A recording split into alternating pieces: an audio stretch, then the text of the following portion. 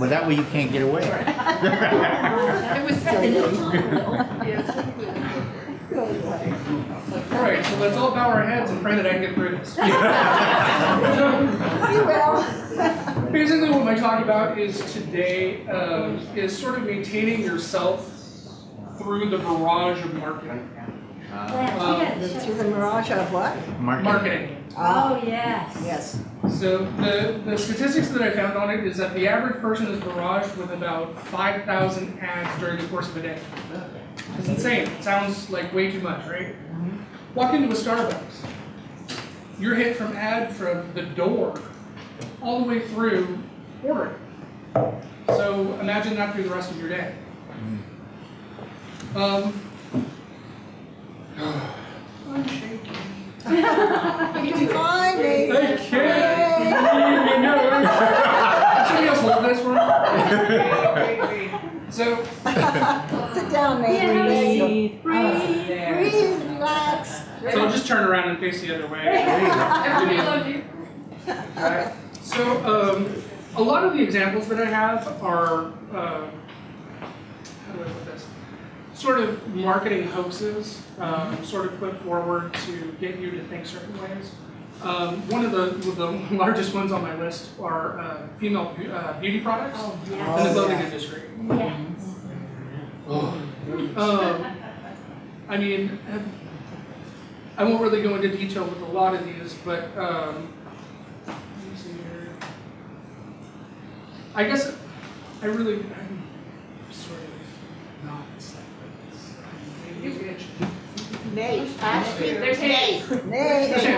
a question and then people will respond and then you don't have to do much. That's what I used to do when I taught. Everyone learned stuff. Can I share one of my favorite marketing related anecdotes? Yes. Because I have a couple. Well, the grandfather of public relations is this guy named Edward Bernays. I don't know if you're familiar with him, but he was Freud's nephew, and he wrote a book about how to use language and how to communicate in a way that was persuasive enough to change the way people think and then change the way people act. And so he argued very passionately that the way to do this is not through an intellectual argument, but through an emotional one. Yes. And so his huge successes that he was known for, I'll mention a couple of them. He was hired by the tobacco industry to find a way to convince women who didn't smoke, and it was the majority of women who didn't smoke, to smoke. So there was a parade in New York City. He hired a bunch of young, stylish-looking women to parade through this parade, smoking cigarettes, and called all the media and said, "You're going to see something amazing. You got to come down here and take pictures of this." And within a week, this news story had spread throughout the whole country, and women were smoking to show their independence. Right? So the other thing that he's famous for is that the pork industry had this product that they just could not sell. No one wanted to buy it, and it was pork belly. And so he went out and found some experts that said that bacon was a part of a good, healthy American breakfast. And so within I'd say a year, it went whoop, like that, and all of a sudden, all the pork producers were selling out of their pork belly. Nice. Who doesn't like it? The last thing, which was he wrote this book that was the Bible of public relations that sort of spelled out exactly how to do this. And the most successful implementation of that book, Joseph Goebbels, who read the book and he was like, "Oh man, I can use this." Minister of propaganda for the Nazis. Oh, no way. Oh, Oh, my God. Well, how many people knew that jaywalking was actually a marketing scheme? It was? Yes. No, I didn't know that. Okay, so it started in about 1918, and basically there were a series of states and cities that had banned automobiles because too many people were getting hit in the road. They were hitting basically everything in the road. People were just crazy. So in order to save sales, a couple of different automotive companies came together and they started a campaign saying, basically, if you're in the street, you are jaywalking. Now, really? at the time, jaywalking, or being known as a jay, was the same equivalent as in the 60s being known as a hippie. Ah. Oh. So nobody wanted to be known as a jay. So if you were jaywalking, you were basically meandering in the street like a hippie. And this campaign really caught on. So it's let me see, I have a couple other ones. It did. It was basically one of the most successful early campaigns for the automotive industry. Wow. And today we still use the term, and we have absolutely no idea what it means. It actually means dirty vagrant walking across the street. I remember that. But originally, the streets were open to everybody, for carts, for horses, for everything. And it was basically the automotive industry that cut it down to just cars on the road. What are some other ones? One of the other ones that I thought was kind of cool was Alka-Seltzer. So most of us remember the old, basically the old plop plop fizz fizz. Okay. That was actually a marketing campaign that one, they needed a really cool jingle, and two, when they came up with the jingle, they didn't realize that at the time they were teaching their customers to use 2 of their products when one was only needed. Yeah. What was the other one? What was the other problem? No, basically they would use 2 double tab dose. And then plop. 2 tab When only one Alka-Seltzer was necessary. They were too, oh, got it. Yeah. Flop. I hardly. Yeah. You needed one flop. They needed flop. Double flop. So one of the other ones that I thought was really good, and this wasn't really a marketing campaign, this was just people that just don't want to research it for themselves. And I mean, I always go back to automotive stuff because I'm an automotive marketer. And how many of you buy higher grade octane when you buy gas? None of you? Really? Come on. Just own it. No? Okay. Make it. Why would somebody buy 91 octane? Stop the pinging. Stop the pinging? Shut up, Frank. Okay, sorry. Someone other than Mary who would know.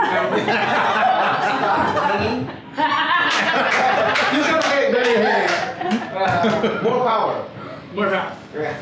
Okay, so yeah, basically there was a study that was put forward that dispelled the myths on higher octane. I mean, honestly, unless you're buying a high performance Mustang or something like that, you usually don't need the higher grades. But the majority of people that were in the video that I watched thought that it was cleaner. They thought that you would get better gas mileage out of it, or they thought that it was just better for their engine. In turn, there actually really isn't a reason to buy it. Right. Except the gas companies do promote it exactly that way. And they promote it as being cleaner, they promote it as all that. And people just sort of spend the extra 20 cents for it. So I guess I'll get to the main question, which is how do you feel that you guys maintain any sort of a self when you're being barraged with something marketing? I have to say that I question that all the time because I'm aware of marketing. And I think what would life be like if, and I'm trying to envision this, if I didn't have all these businesses vying for my money. Everybody wants my money. And putting emotional spin on everything so that I feel not good enough until I buy the product. I don't feel young enough. I'm not pretty enough. I'm not rich enough. I'm not something. I thought, what would it be like?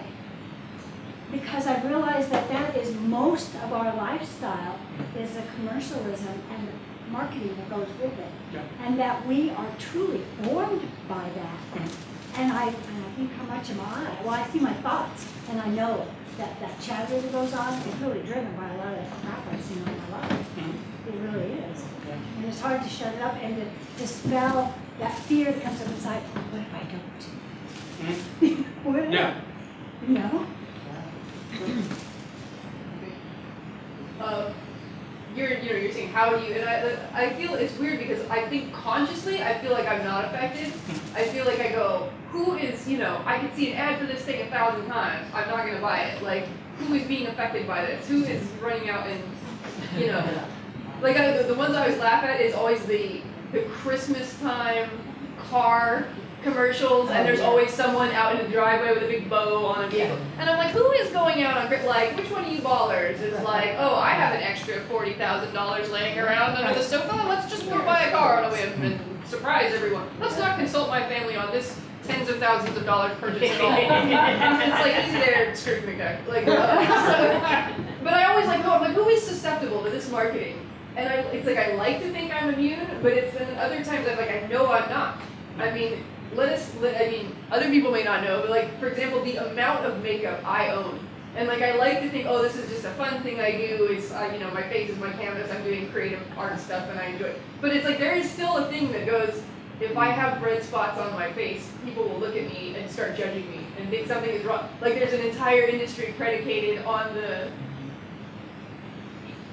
idea that they're gonna sell you something is wrong with you. And I don't know where this quote came from. I feel like it was from a David Foster Wallace book, but I don't know if he wrote this or he was quoting someone else. But it was like the purpose of either marketing or advertising was, and I'm gonna botch this quote, but it was like to create it was something like a horrible itch that can only be relieved or scratched through purchase. Like to create a horrible desire that can only relieve through purchase. And like, Shopping high. that was my big thing is like, sometimes it's like I think I'm avoiding it, but then it's like, other time I go, no, I'm not avoiding it. It's like, it's so pervasive that it's sometimes difficult to go, is this my real identity? Mm-hmm. Sure. I spent 40 odd years in the travel industry, and there's not one industry I don't think that is more vicious when it comes to advertising.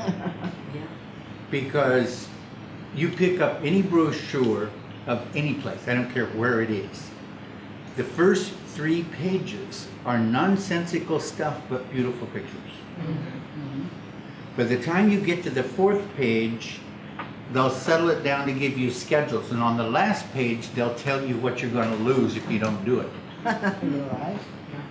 And we were taught constantly when we were putting those things together that picture sells it first and price sells it last, because they can picture themselves on that beach and they're going to spend whatever they've got, whatever it takes to get them there. Yeah. I worked for an airline in Chicago in 1960s, and the particular airline I worked for decided to change the paint job on the airplanes to 7 different colors. Each airplane was a different color. And the advertising campaign was the end of the plane, P-L-A-I-N, plane, P-L-A-N-E. The very first flight from Dallas to Chicago was 2 hours late because the paint wasn't dry. Came into Chicago and they told us, staff-wise, stay out of the way. We had no clue as to what was going to happen. Normally the airplane would park nose in. We didn't do that. We parked it parallel so you get the picture of the airplane, you could see it.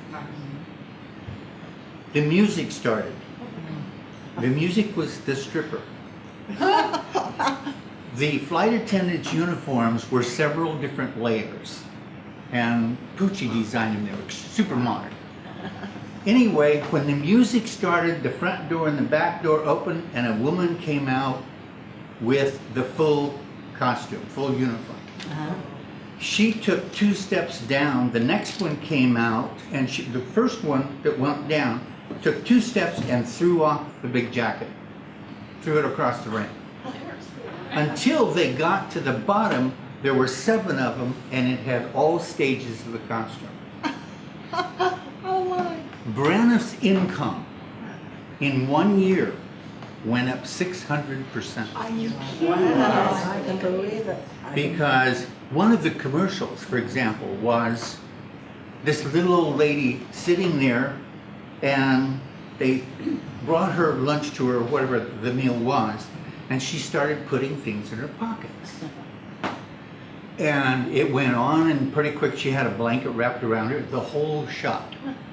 The very end of it was, you saw this little old lady sitting there. Don't get us wrong.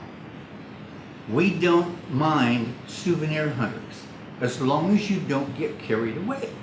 Well, when they expanded the shot, the little old lady was driving a tug pulling an airplane. And weeks and weeks and weeks and weeks went by that I was asked, is this the stripper airline? Number one. And number two, do you let little people drive the airplanes like that? But they came because they wanted to know that.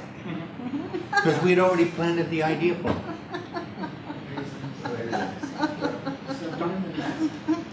Alan is fond of telling the story of somebody he knew in Arizona, turquoise. And selling, and you want to finish it? I think they had a shop that sold Southwestern turquoise and silver jewelry, and the stuff just didn't sell. It didn't sell, and so they were trying to get rid of it. So the owner of the store left a message and said, "Sell half off," and scribbled it on this note and left it for the person to come work the weekend. And the person came in on the weekend and misread the message and doubled the price on everything. Yeah. And at the end of the weekend, they'd sold everything out. Oh, And that's the reason is that very few people are really experts on Silver and turquoise. Southwestern turquoise silver jewelry. Yeah. But so the only thing they have to go on is price. Yeah. So they don't want to buy a piece of junk. So they'll shell out extra money so that they're assured that they'll come up with the best thing. Well, that's true. That actually brings me to one of my other examples, which was a marketing campaign started in 1938. Now, how many of you have bought or are currently wearing a diamond ring? Not anymore. So, in 1938, it was actually a marketing campaign from the De Beers Company to start the racket of creating a need for diamonds, or the engagement process of getting the engagement ring. It worked really well at first, but then started teetering off towards the 1950s. So they decided that they were going to start a new campaign that told everybody that they had to basically pay 2 months of their wage if they really loved the person that they were marrying. Oh, I remember that. So all of these are myths that just kept perpetuating because of the company's campaign. Diamond is forever. It's true, Yeah. because it has no value, and when you go to resell it, it doesn't cost anything. I want to pay you a gold weight. Yeah, And if everyone sold their diamonds, it would crash the market. there actually is no intrinsic value to diamonds. It's all throttled through the monopoly of the beers company.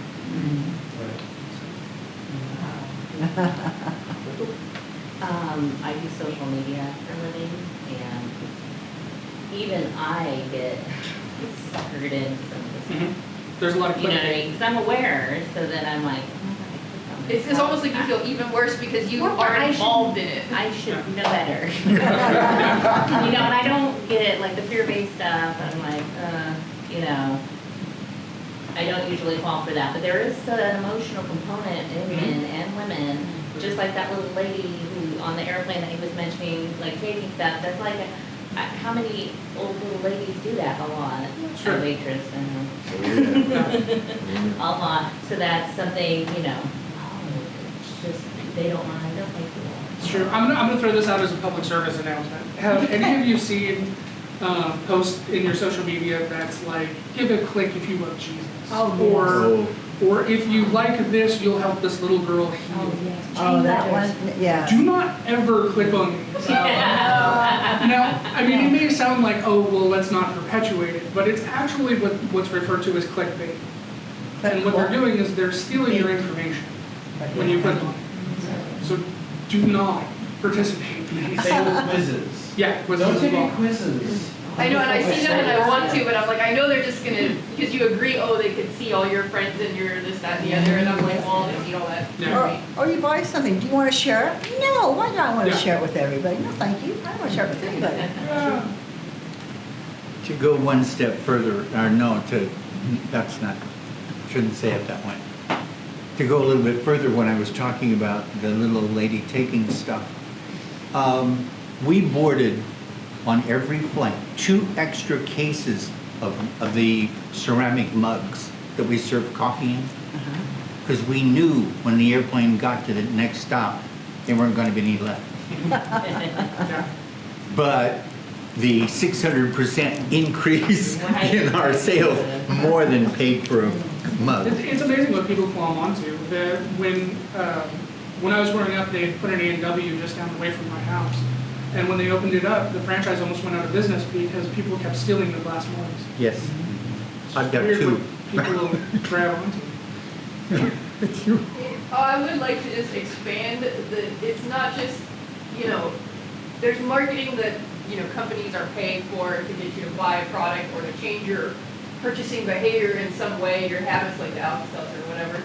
But I mean, there's also components that are outside of company. There are social components, you know what I mean, of this sort of, we would call it marketing or whatever as well. There are social things where it's like the news is presented in a certain way to get you to view situations in a certain way so that we react as a public and as a culture to events going on in specific ways.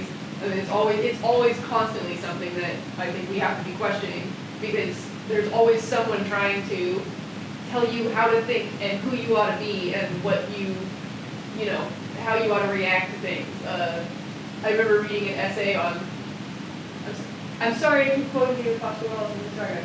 That he wrote an essay that was in, I don't know what magazine, about, and it was very like slice of life, like it didn't get to the bigger things so much, but it was the morning of 9/11, and he was like, I don't know what happened, but the day after, all the little flags went up. In everybody's yard, there was little flags everywhere, or big flags. And he's like, I don't even know where people got all these flags. Suddenly they just sprang up like mushrooms. I don't know, like I could find one in a store in a 20-mile radius. There's one little flag guy and he's swimming in money like Scrooge. But like it suddenly became weird. It suddenly became like if you didn't have a flag in your yard, people were giving you the eye. And it was like the pressure to like, you have to do this. Yeah. You know what I mean? Like, and I'm not saying, this is no Social commentary pressure. on what happened that day or anything, but he was making this, and that wasn't what the whole essay was about, but there was a conflict. Suddenly here came all the flags, and it was like if you didn't have a flag, the eye was being squinted at you, and the pressure is to do this thing. Mm-hmm. And that's obviously an extreme example, but I think there's social pressure around you all the time to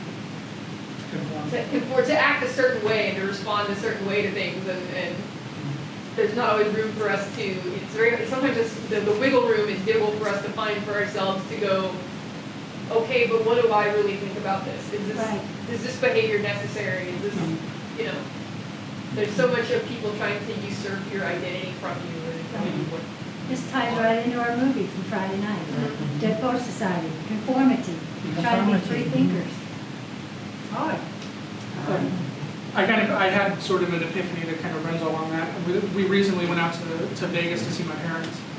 And, I mean, this is probably going to only be me that realized this, but we were sitting there watching the news, and I didn't really realize at the time, I sort of assumed that when you watch the news, you're going to get little bits and pieces of everything. Mm-hmm. And basically, from start to finish, it was a giant Trump campaign. Mm-hmm. And it just sort of made me realize that I'm not hearing everything from all of the candidates in order to make a reasonable decision. I'm having one candidate shoved in my face, while all the other candidates, there's no information available. And then I came back to the U.S., California. That's what I think about Vegas.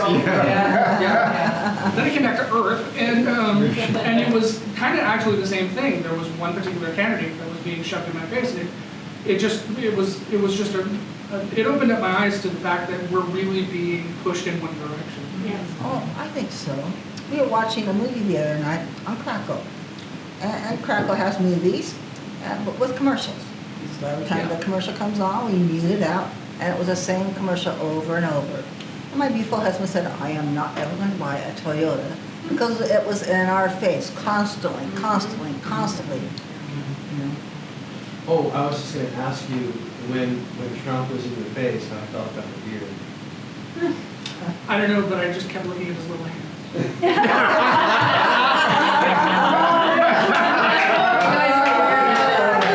Someone wrote an article, and they obviously did not like Trump, and it was a long time ago, and they made some comment about he was like a tiny-handed whatever they called him, I don't know. And Trump got very upset and was like defending the size of his hand. This was like years ago. This might have been in the late 80s or something. It was it was a whole thing. And I believe he wrote him a scathing letter every week until he got a report. Right, exactly. But it came up, and I don't have HBO, but I've seen clips of John Oliver's show on there. And he was doing this whole thing about Trump, and so because of that, then John Oliver immediately gloms on to like making fun of his tiny hands and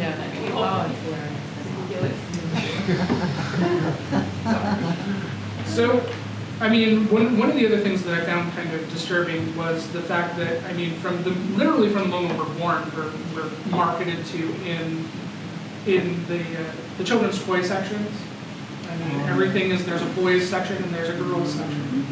And recently there was a father that became viral because he did a video on accepting the fact that his child, when asked for a toy, wanted a Barbie. And was totally okay with that. And basically did a video to tell other people, it doesn't matter. Like, there's these gender biases that are created by the media in order to push you in one direction or another. And I thought that was actually pretty cool, because he's done a number of videos after it, just sort of following up on it and going through it. So.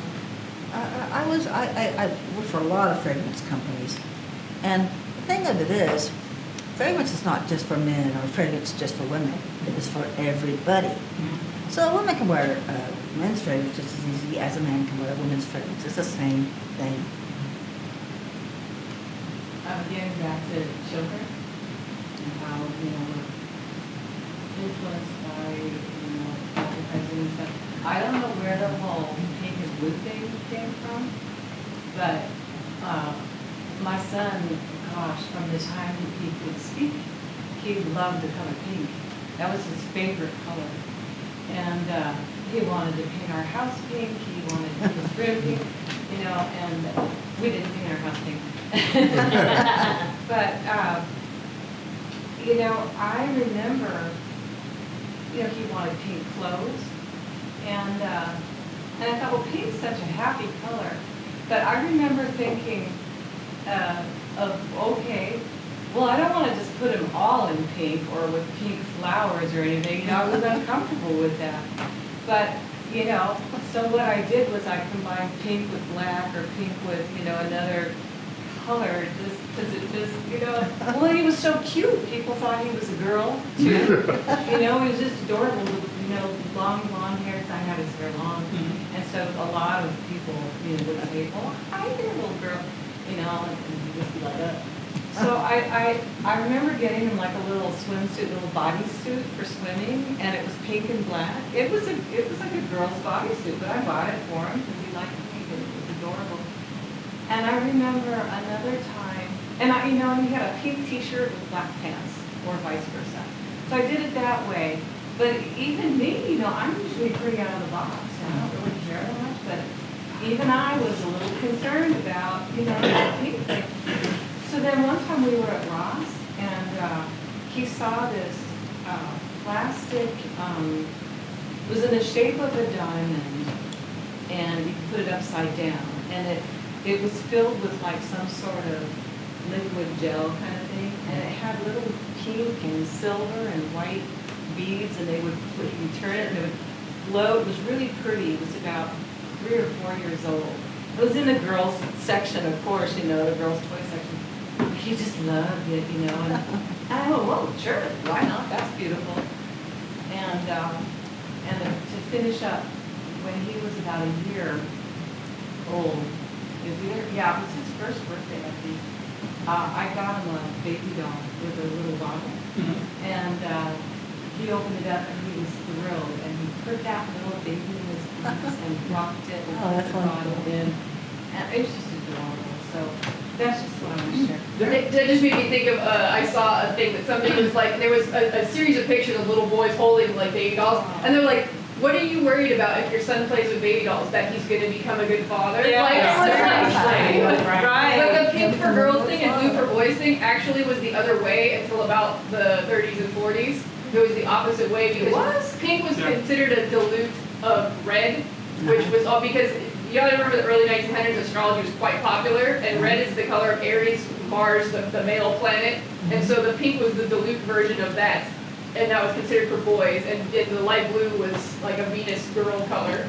And it just became a trendy thing at the time of let's do something new, that in popular magazines for women they decided to switch what the trend was. But so there's no precedent, like they just, more marketing, they just decided to switch what it was. Yeah. But they had references, I saw like photocopies of old articles in these, where they, from before, where they're showing, you know, pink is definitely the preferred masculine color, and blue is better for girls, for, you know, so it's complete, you know, we're told what to aim at. Wow. It's crazy. Sure. Mary? So I have a question. So I have thought about this before and thought, okay, I've been programmed all my life to be and act this way, to think this way, and I feel this way based on all of it. And yet I also know that as a spirit, I'm here in this little house, Yes. in this social environment, and I'm supposed to evolve and become more me or discover me.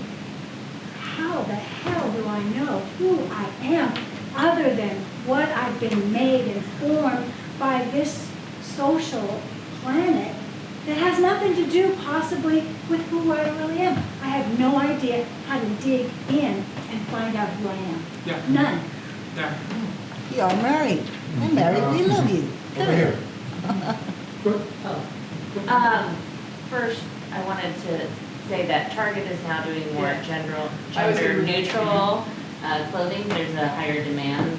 You know, I think that the generations coming up are a little more, you know, open to stuff like that. I think with that is, as far as what you were saying, is to, you know, go in and start, you need some ego for self-preservation, but by eliminating ego and kind of breaking down the barriers that you were taught, little by little, and chiseling One at away, a pretty time. soon, that's gonna fall away and you're gonna emerge. I should be about That makes 90. And identifying like how you're making it feel. Because it takes one at a time doing that, and Well, I it should takes be a about while. 90, because that's all I am. And you know, I put another comment, I say this all the time in my head, because I do think of these things on a daily basis. And it's, I think this is a friggin' joke. We've been put here to be and evolve, and yet we're in a situation like this on a crazy-ass planet. It's like the cards are stacked against me. It's like, what kind of joke is this? That's really neat. You send a child into play and go, by the way, it's stacked against you, you can't win. You can. Very funny, very funny. It's You not can. funny. You can. It's not funny. You wanted to give, But you when you were can born, you win. wanted to give yourself hard work to do. I got it. You were ambitious. I am ambitious. We're gonna start wrapping up, but I'll do Sandra. Okay, I was just gonna say one thing, and that is,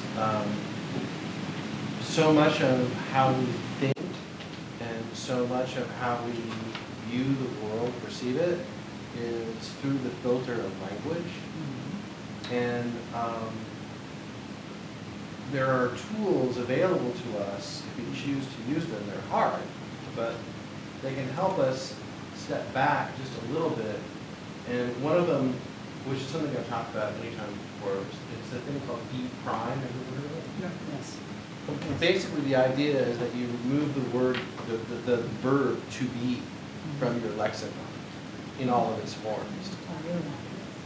So when you stop assigning isness to things, what you begin to do is talk about how you see things and how other people, through their perception and consciousness, they experience things. So things no longer, this is not hard, it feels hard to me. That's a much more accurate statement than this is hard. Right, because then you're taking responsibility for your role in the process of perceiving things and dealing with things and interacting with things. And it's just a little trick, it's a little technique that you can apply to sort of give yourself a moment between the impulse and the response to consider perhaps how to best move forward. You know, so. I'm just curious, is there a spiritual message to what we're talking about? Or is spiritual Yeah, just maintaining your core without being manipulated. Okay. So I want to be careful. That's what I was going for, but who knows, I may be way over here. Well, there's also There's also the idea that, sorry, there's also the idea Nobody's that, throwing fruit at me. that advertising and public relations and propaganda, if you want to call it that, are not intrinsically bad. No. You can use them to support really good things, like environmentalism or, you know, health choices or things like that. They can be very strong powers for good if they're used in that way. Unfortunately, the efforts that are made to support those kinds of things are funded by giant corporations who are looking to drain you of your slave wages. Yes. So, It's true. Right, so, Okay. no, good. All right. Great. Thank you.